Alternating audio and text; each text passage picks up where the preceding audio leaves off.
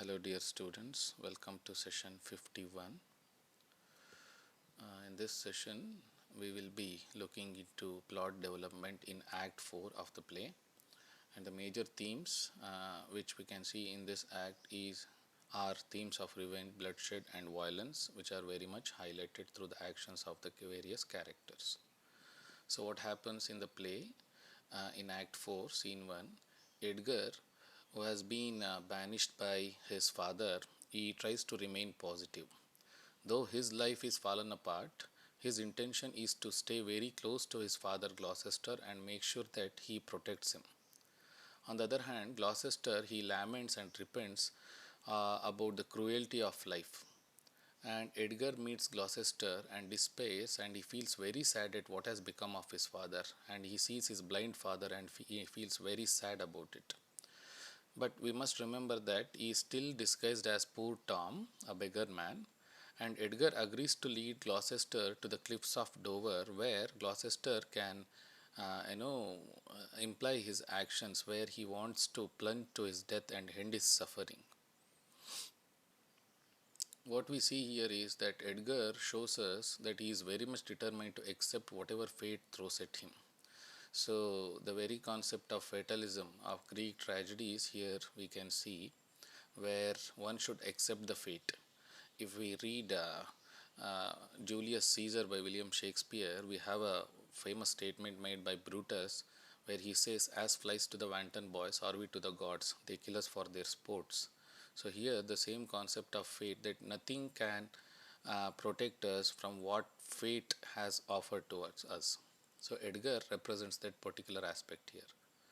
So unfortunately, he says that he can suffer more than he has already, which means that he is ready to accept whatever sufferings which are offered to him by life.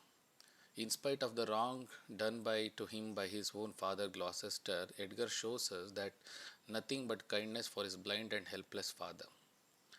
And Edgar is horrified by the injuries that Gloucester has suffered and agrees to help him as much as he can.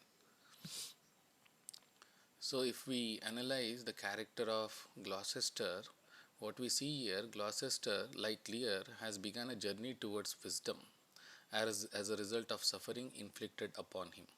Both Gloucester and Lear, they both suffer because of the decisions taken by themselves, the tragic mistake they committed, that they trusted the untrustworthy children and they betrayed the trustworthy one.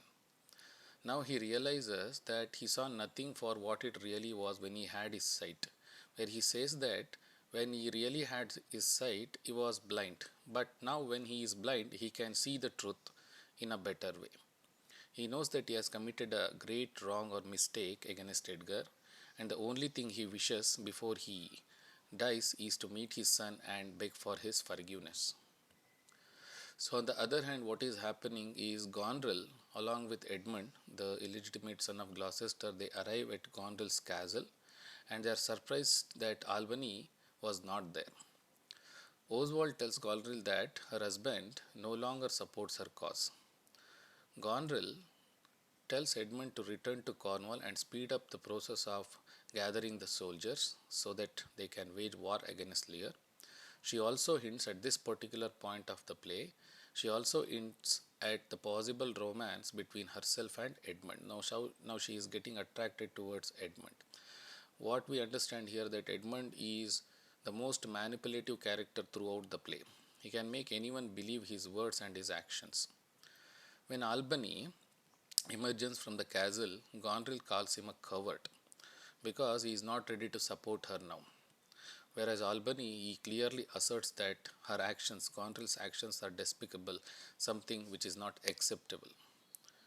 And the other hand, the news is brought of Cornwall's death. Cornwall is no more now, and Goneril fears that Regan might interfere with her plans to be with Edmund. Now that Regan is a widow, now she may get attracted towards Edmund, which brings a kind of tension in the mind of Goneril.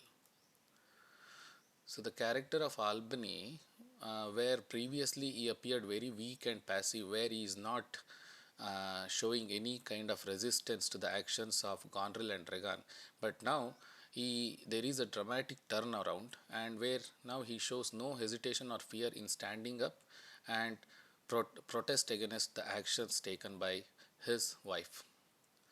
Gondrel, the news of Cornwall's death shows once again Gondrel's lack of trust in her sister. All of a sudden, still now, she has a very strong bond between, with her sister Regan to plot against Lear. But now, after the death of Cornwall, now she fears that when Regan is a widow, she may make a move towards Edmund.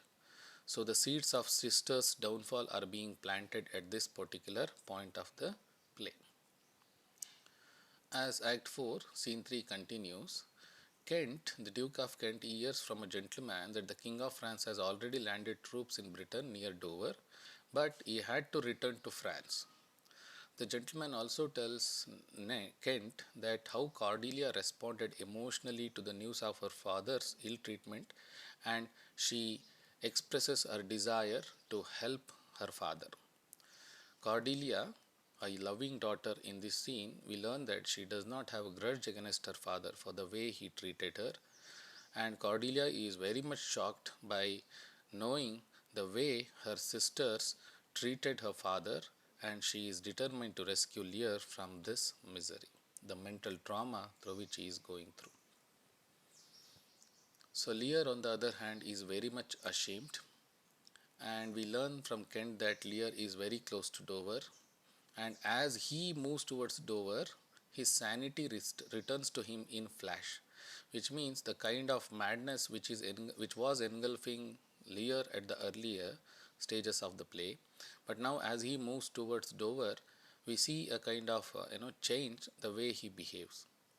So Lear is deeply ashamed. We see a process of self-introspection in both Gloucester and Lear in this particular act, where Lear is deeply ashamed of his behavior towards his youngest daughter Cordelia, and as a result, he refuses to meet her.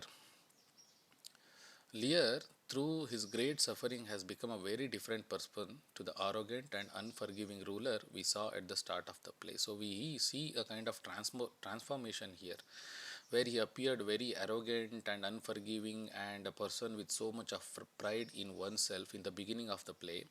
But because of the mistake he has committed and the suffering he has gone through, now we see a very different Lear, where he is ashamed, where he is peaceful, and he is moving towards sanity. So this is Act 4, Session 51. So after listening to this video lecture, go through the PPT once again so that you can have better understanding. Thank you.